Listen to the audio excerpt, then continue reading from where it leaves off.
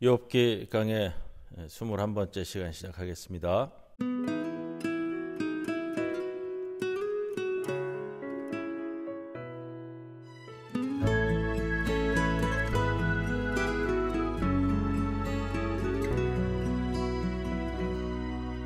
그 선한 힘에 고요히 감사하여 그 놀라운 평화를 누리며 나 그대들과 함께 걸어가네.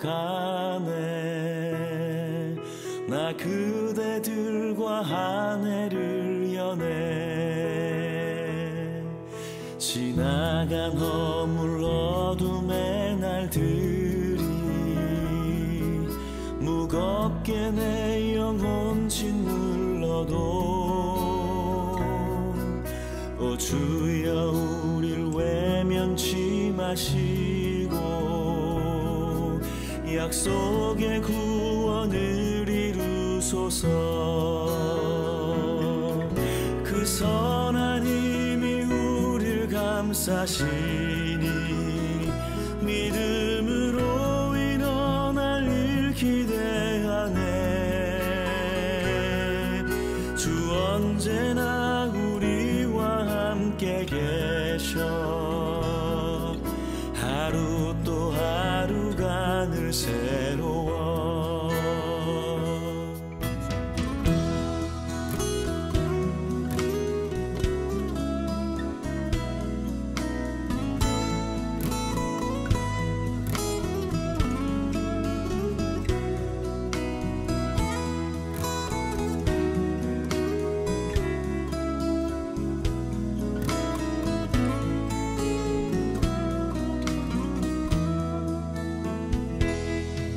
주께서 밝히신 작은 촛불이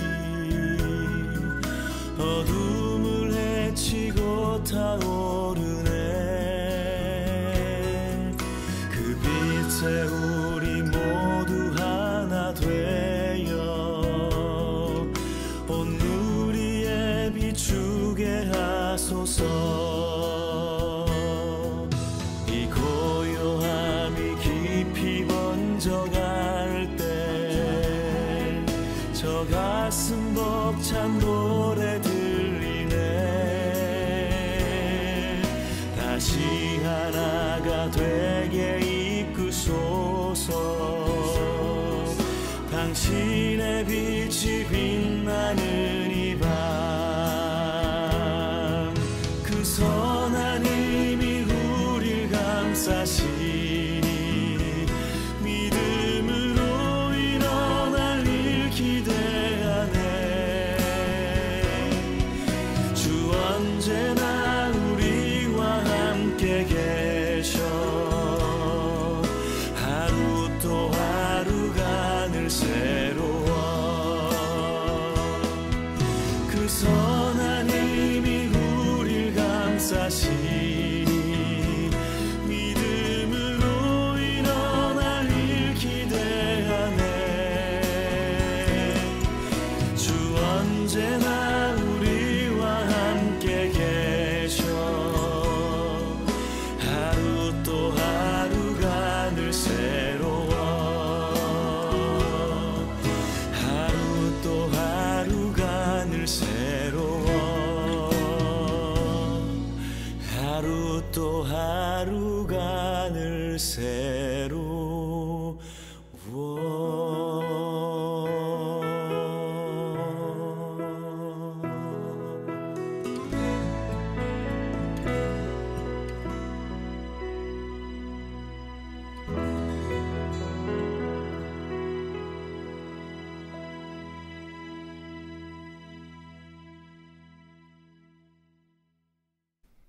기도드립니다.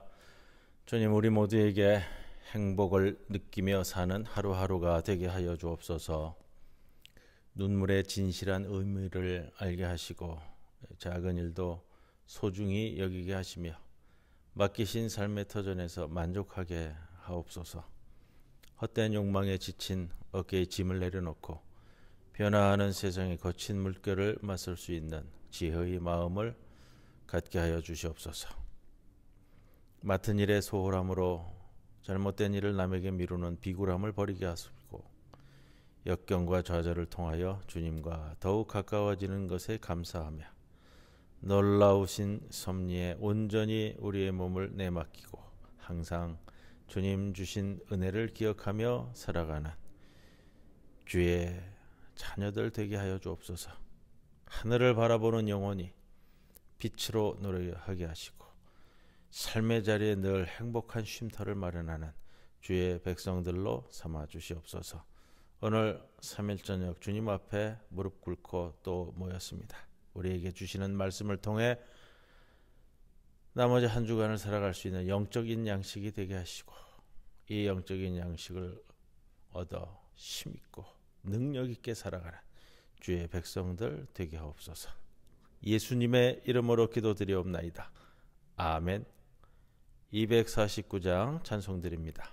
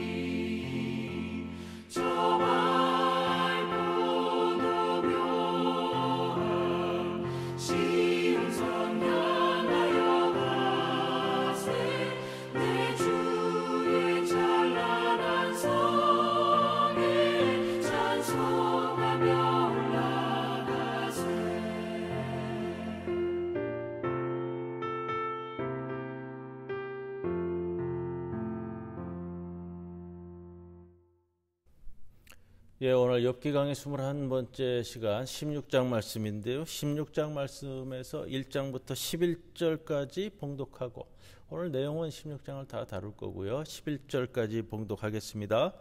욥이 대답하여 이르되 이런 말은 내가 많이 들었나니 너희는 다 재난을 주는 위로자들이로구나. 헛된 말이 어찌 끝이 있으랴. 내가 무엇에 자극을 받아 이같이 대답하는가. 나도 너희처럼 말할 수 있나니 가령 너희 마음이 내 마음자리에 있다 하자. 나도 그럴듯한 말로 너희를 치며 너희를 향하여 머리를 흔들 수 있느니라. 그래도 입으로 너희를 강하게 하며 입술의 위로로 너희의 근심을 풀었으리라. 내가 말하여도 내 근심이 풀리지 아니하고 잠잠하여도 내 아픔이 줄어들지 않으리라. 이제 주께서 나를 피로하게 하시고 나의 온 집안을 패망하게 하셨나이다. 주께서 나를 시들게 하셨으니 이는 나를 향하여 증거를 삼으심이라. 나의 파리한 모습이 일어나서 대면하여 내 앞에서 증언하리이다. 그는 진노하사 나를 찢고 적대시하시며 나를 향하여 이를 갈고 원수가 되어 날카로운 눈초리로 나를 보시고 무리들은 나를 향하여 입을 크게 벌리며 나를 모욕하여 뺨을 치며 함께 모여 나를 대적하는구나. 하나님이 나를 악인에게 넘기시며 행악자의 손에 던지셨구나. 봉독은 11절까지 말씀 봉독을 했습니다. 우리 이제 21번째 시간까지 왔습니다. 욥기 딜레마가 있어요. 계속 반복되는 건데 우리가 욥기 1장을 생각할 때 하나님께서 욥을 어떻게 칭했냐? 동방에서 가장 정직한 자, 온전한 자, 나의 종 욥이다. 하나님께서 그렇게 말씀하셨거든요.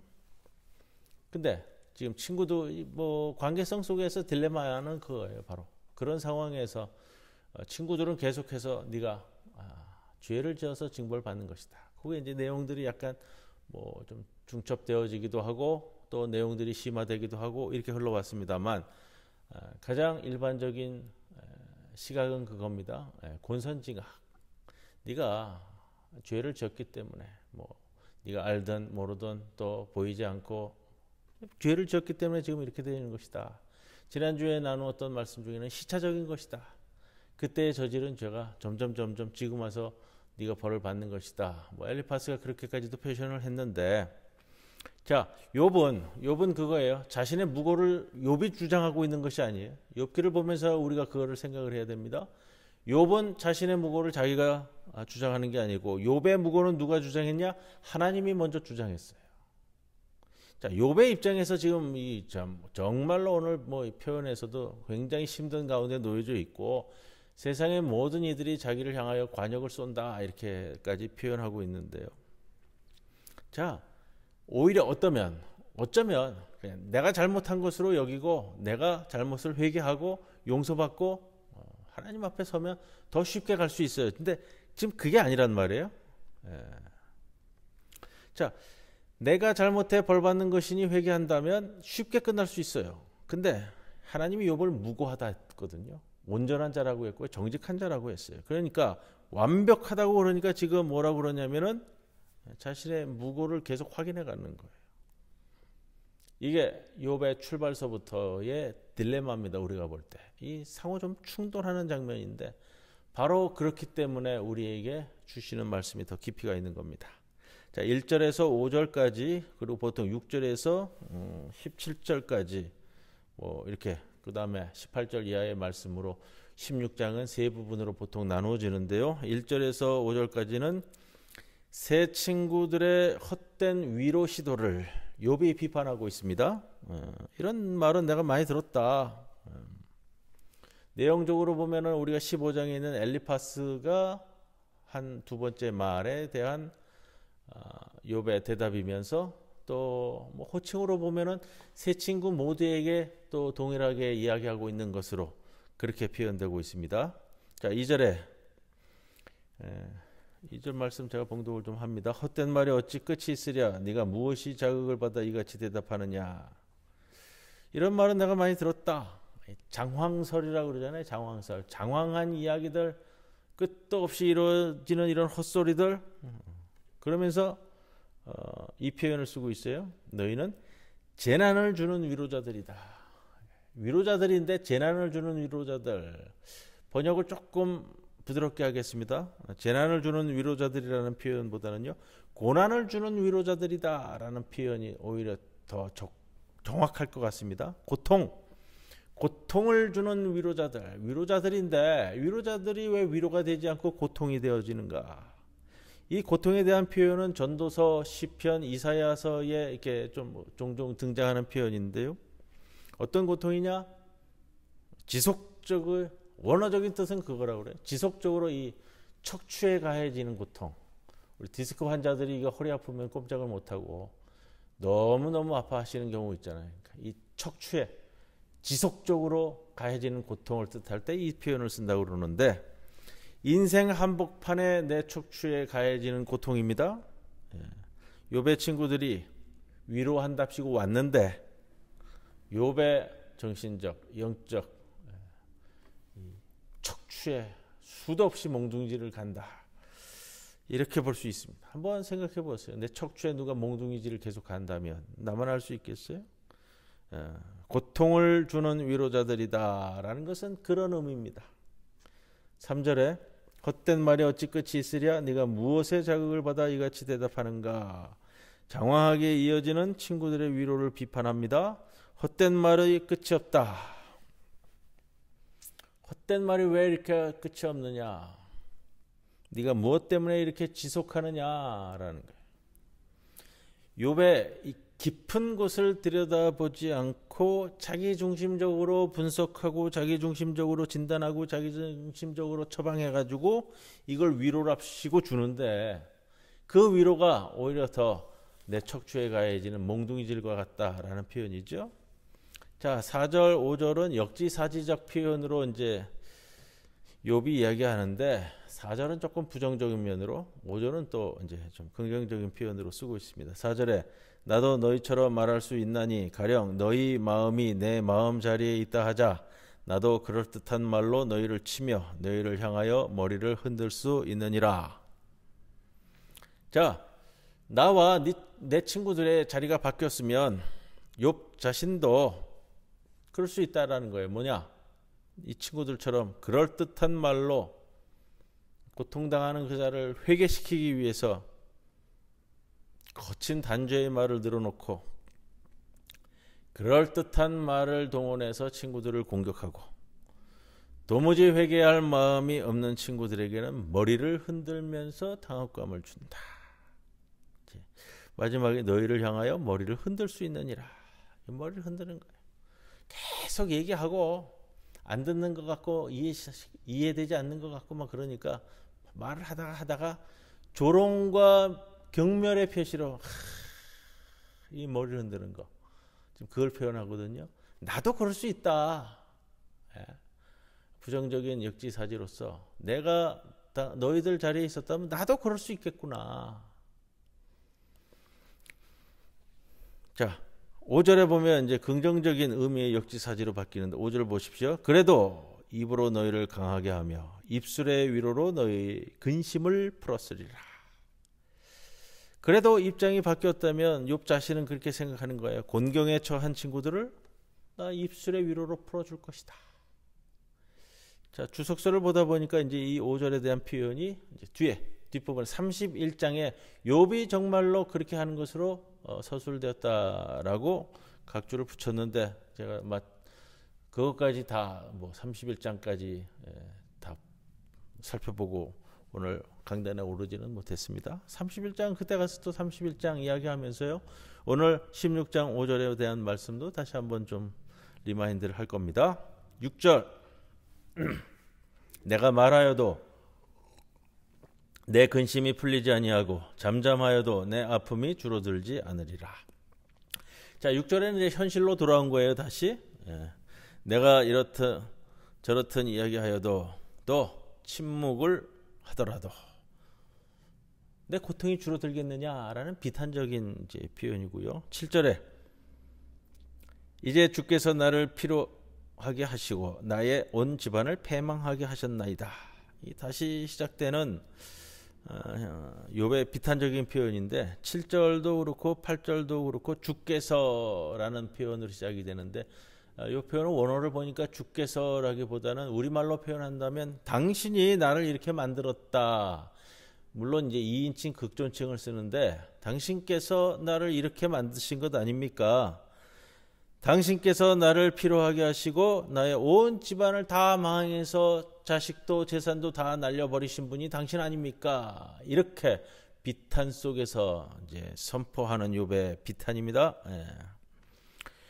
자, 욥이 내 고통의 원인은 하나님이다라는 걸 강조하고 있는 거예요. 내 고통은 친구들이 위로한다고 섣불리 끼어들 수 있는 게 아니다. 이렇게도 되어지는 거고요. 8절에 주께서 나를 시들게 하셨으니 이는 나를 향하여 증거를 삼으심이라. 나의 파리한 모습이 일어나서 대면하여 내 앞에서 증언하리이다. 이 번역이 여기서 조금 매끄럽지 않아서 맛이 좀 많이 감해졌어요. 제가 조금 다시 설명을 드리는데, 자, 하나님의 의도적인 나를 적대하는 그 모습이 결국 그걸로 인해서 내가 몰락했다고, 내가 패망했다고, 당신이 나를 이렇게 시들게 만들었다고, 나를 향하여 증거를 삼으심이라, 나를 향하여 증거를 삼으심이라 라는 것은요, 하나님 당신이 지금 재판정에 있는 모습으로 상상한다고 욥기는 많이 말씀을 드렸습니다만, 당신이 나에게 불리한 증거만을 가지고 계속해서 들이댑니다, 이런 뜻이에요. 자, 그런데 이 8절의 하반절에 욥의 엄청난 반격적 표현이 나와요. 반전적 표현이고 반격적 표현인데요. 저는 반격이라고 보고, 다른 이제 해설서들, 주석서들을 보니까 욥의 반전이다 이렇게 표현하지만, 저는 하나님을 향한 욥의 반격이다. 반격이 무슨 하나님을 적대하겠다라는 그런 반격이 아니고요. 이 고통을 참을 수 없어서 하나님께 이제 대들 수밖에 없는 인간의 모습인데, 이 굉장히 독특하게 표현되고 있어요. 나의 파리한 모습이 일어나서 대면하여 내 앞에서 증언하리이다. 번역이 좀 매끄럽지 않습니다. 이런 표현이에요. 내가 지금 처해져 있는 이 처참한 몰락, 이 파리해진 모습, 뭐 자식도 다 죽어 나자빠졌고, 재산도 다 잃었고, 여기저기 피부병, 나를 완전히 뒤집어내는 피부병에 놓여 있고, 친구들은 와서 나를 조롱해대고 있고, 나의 이러한 처참한 몰락이 하나님이 나를 이렇게 만드신 증거입니다. 하나님이 정의롭지 못하다는 증거 아닙니까? 내 모습을 보십시오. 뭐라 그럴까요? 한거할 수 없는 자의 한거라고 할까요? 한거할 수 없는 자의 반격이라고 할까요? 당신이 나를 온전하다고 했는데, 당신이 나를 정직하다고 했는데, 이 전제 위에서 보는 거예요. 내 이 모습을 보십시오. 당신이 한 그 말씀이 맞습니까? 자, 이렇게까지 대드는 거예요. 자, 그리고 이제 그 다음부터는 이제 조금 내용이 좀 바뀌는데, 이제 욥이 자신의 친구들에게 퍼붓는 말들로 9절부터 시작이 됩니다. 9절에 이제 이렇게 시작이 되잖아요.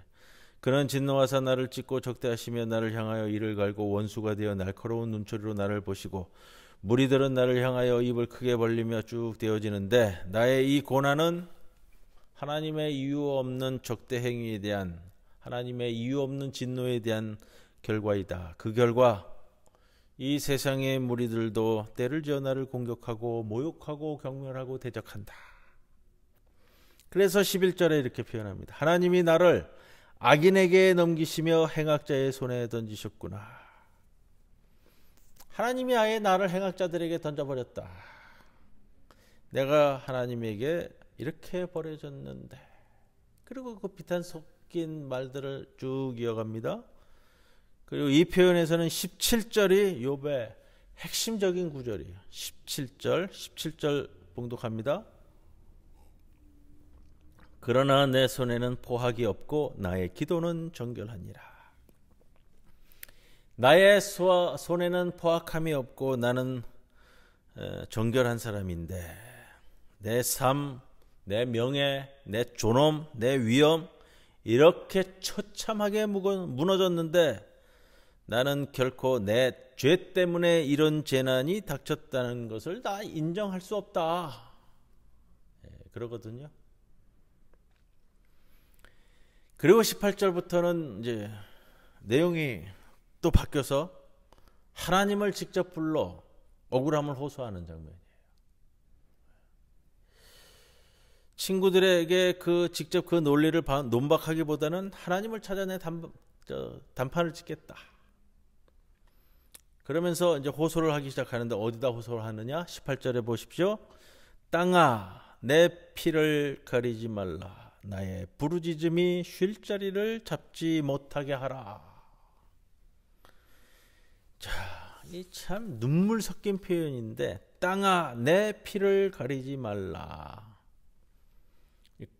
땅 위에서 지금 고통 중에 있는 거예요. 피 맺힌 절규인데 가인과 아벨 사건에서 이 표현이 나온단 말이에요. 아벨이 죽자 땅이 하나님께 부르짖었다는 구절이에요.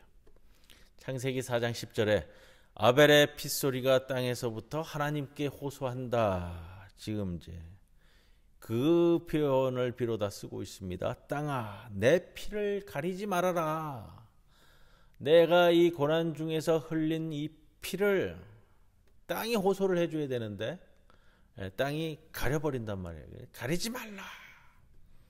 이렇게 하는 거고요. 자, 이 땅이 이런 이제 창세기 4장 10절에서는 아벨의 핏소리, 아벨이 가인에 의해서 살해되었을 때 그 핏소리를 하늘에 계신 하나님께 호소했잖아요.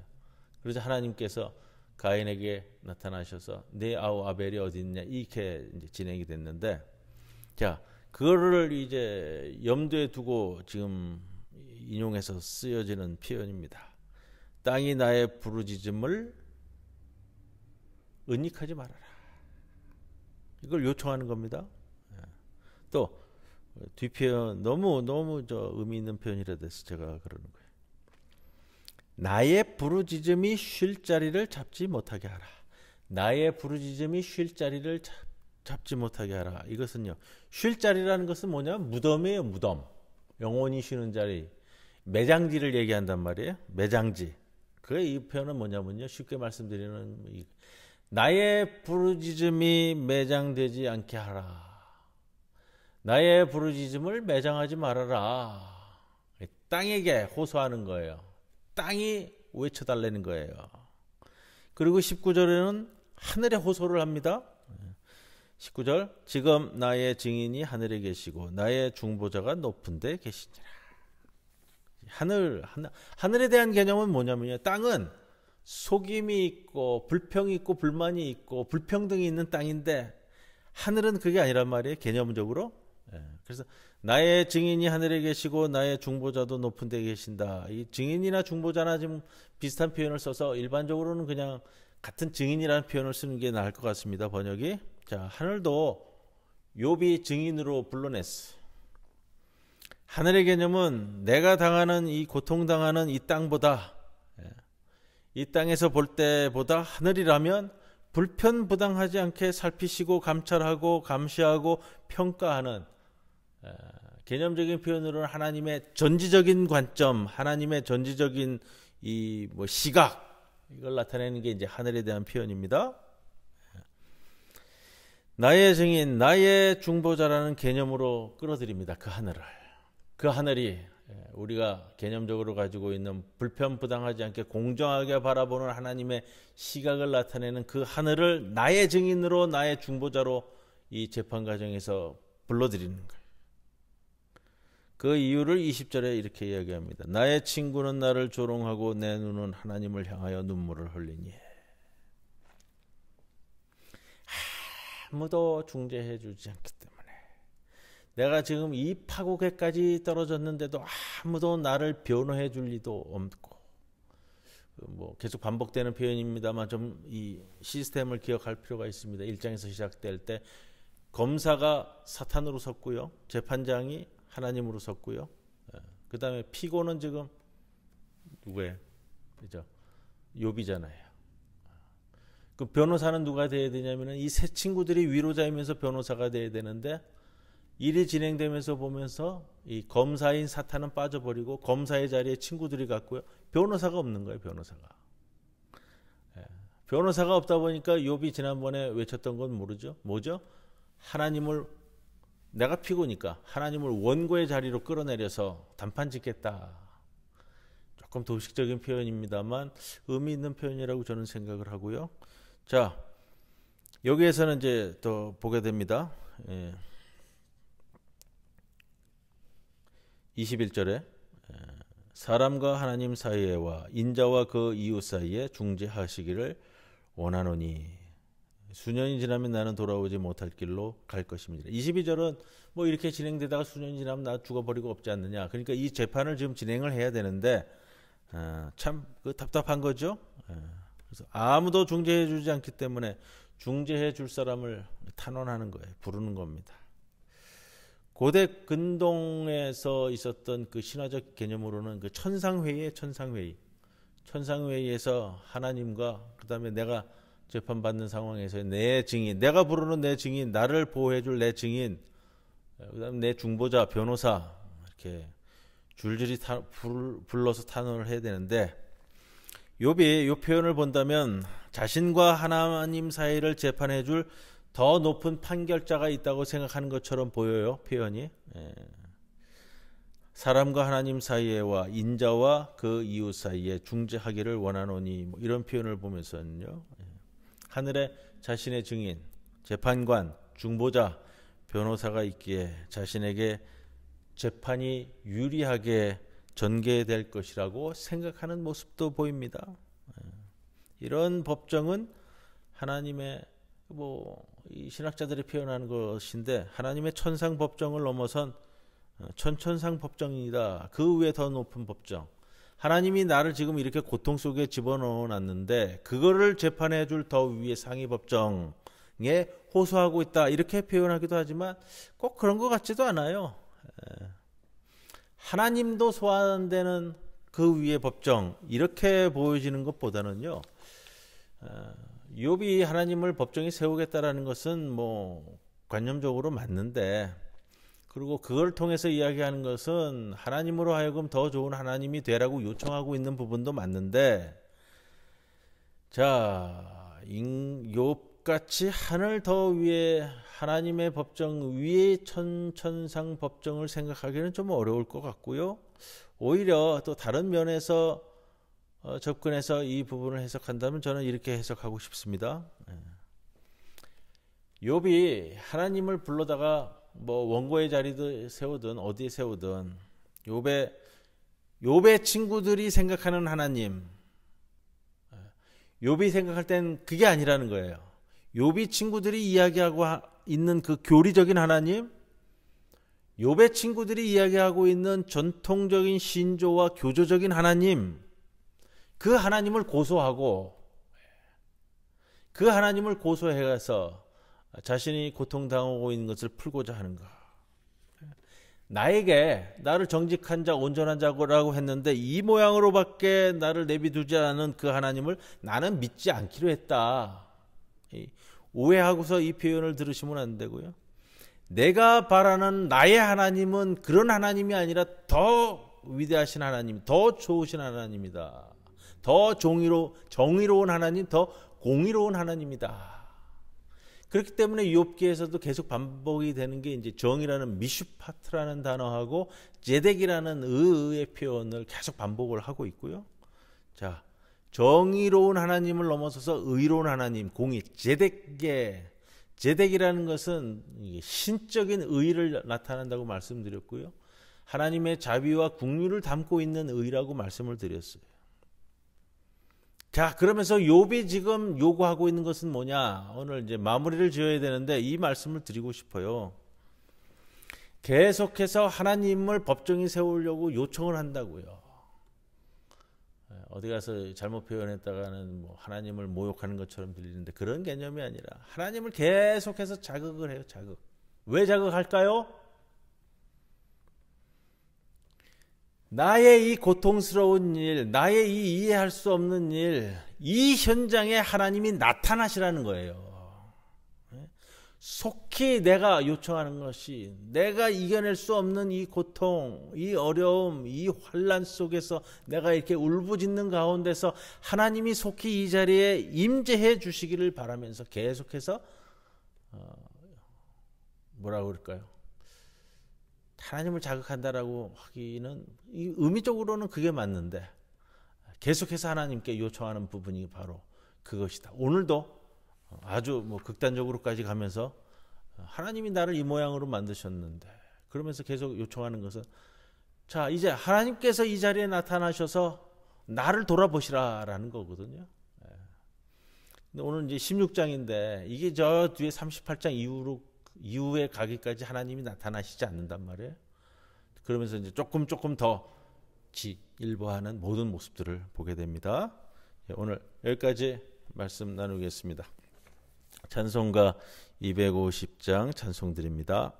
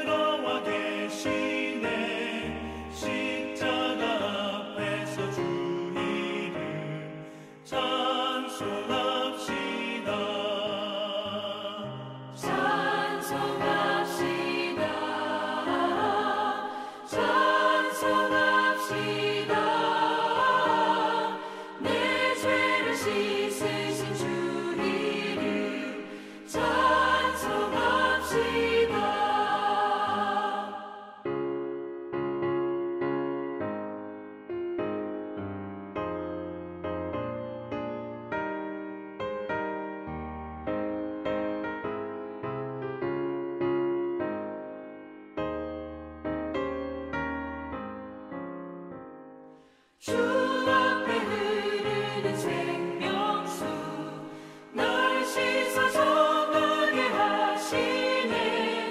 내 기쁨 정성을 다하여 찬송합시다. 찬송합시다. 찬송합시다. 내 죄를 씻으신 주 이름 찬송합시다. 내 주께 회개한 영혼은 생명수 가운데 젖었네.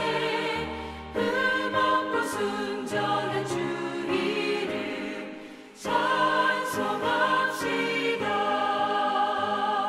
찬송합시다. 찬송합시다.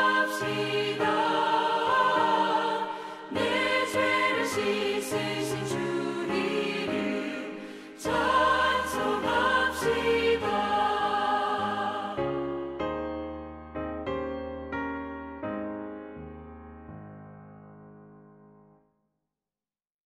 하나님 가르쳐 주신 기도 함께 드립니다. 하늘에 계신 우리 아버지여, 이름이 거룩히 여김을 받으시오며 나라가 임하시오며 뜻이 하늘에서 이루어진 것 같이 땅에서도 이루어지이다. 오늘 우리에게 일용할 양식을 주시옵고 우리가 우리에게 죄 지은 자를 사하여 준 것 같이 우리 죄를 사하여 주시옵고 우리를 시험에 들게 하지 마시옵고 다만 악에서 구하시옵소서. 나라와 권세와 영광이 아버지께 영원히 있사옵나이다. 아멘.